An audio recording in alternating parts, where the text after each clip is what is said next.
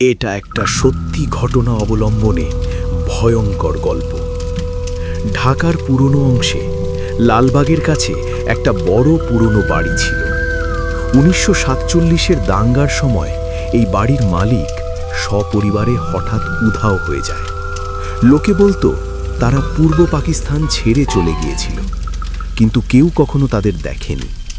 বাড়িটা তালাবন্ধ পড়েছিল প্রায় 70 বছর।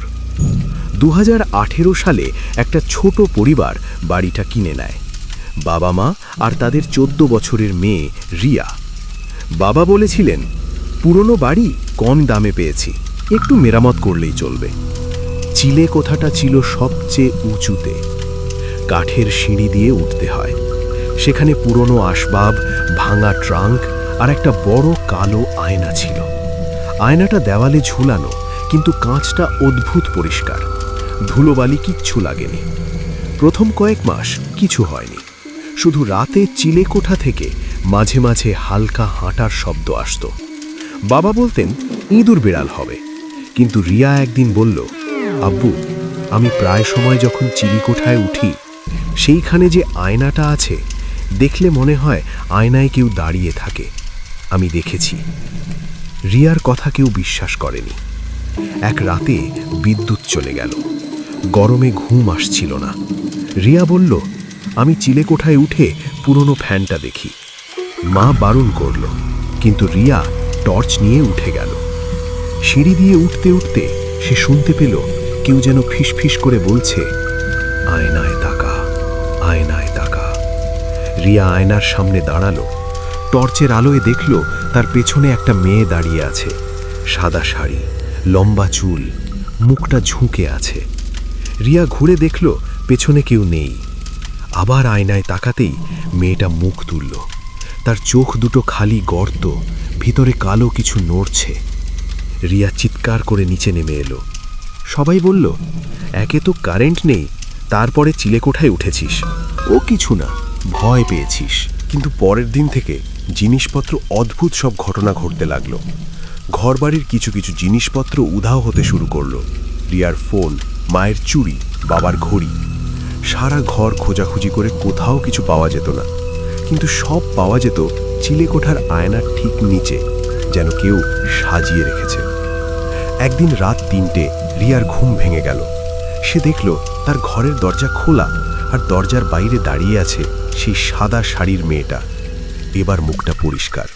মেয়েটার গলায় একটা গভীর কাটা দাগ, যেন কেউ ছুরি দিয়ে চিরে দিয়েছে। সে হাত বাড়িয়ে ইশারা করল, আয়। রিয়া চিৎকার করতে গেল, কিন্তু গলা দিয়ে আওয়াজ বের হলো না।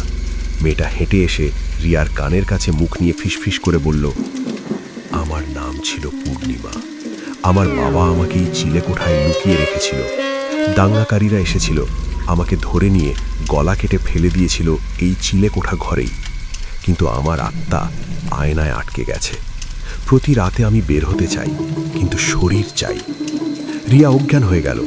সকালে রিয়ার বাবা মা আপ্রাণ চেষ্টা করেও তাকে ঘুম থেকে উঠাতে পারছিল না। তারা রিয়ার এই অবস্থা দেখে অনেক আতঙ্কগ্রস্ত হয়ে পড়ল। আর যখন রিয়া চোখ খুলল, তার বাবা মা দেখল তার গলায় একটা পাতলা লাল দাগ। পরবর্তীতে তারা রিয়াকে ডাক্তার দেখালো এবং রিয়া কিছুটা সুস্থ হয়ে ওঠে। এর 2-1 দিন পর থেকেই রিয়া অদ্ভুত আচরণ করতে থাকে। সে কারণে অকারণে চিলেকোঠায় ওঠে, আয়নার সামনে ঘন্টার পর ঘন্টা দাঁড়িয়ে থাকে। আর রিয়া স্পষ্ট দেখতে থাকে আয়নায় এখন 2টো মুখ, একটা রিয়ার আর একটা পূর্ণিমার। পূর্ণিমা হাসছে।